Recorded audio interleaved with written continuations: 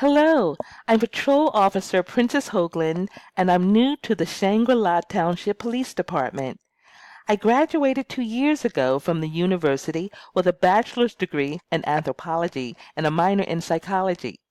I took the police examination during my senior year and was recruited into the Police Academy training program shortly after graduation.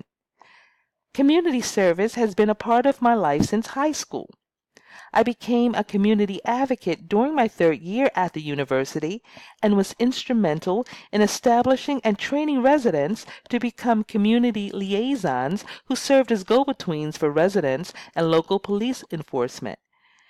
Because I am a person of color who lived in urban areas all my life, I understand the fear and distrust people have of law enforcement who appear to have little to no appreciation for or understanding of cultural nuances.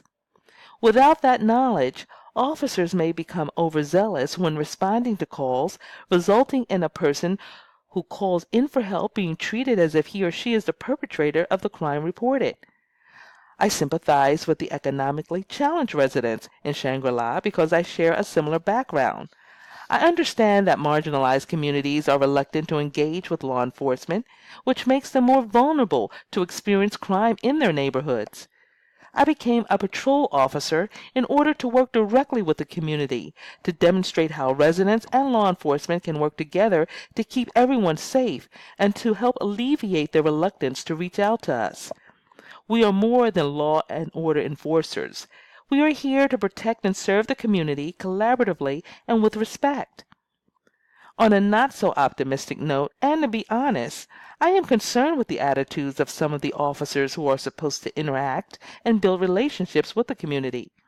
A few officers seem to think it's not within their pay grade to act as diplomats.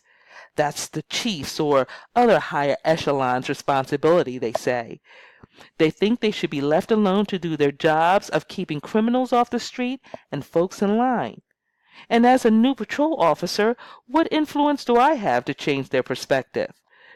So when my supervisor, Patrol Sergeant Scott, asked me to participate on the strategy team for our community-oriented patrols for students, COPS for short, I was so excited.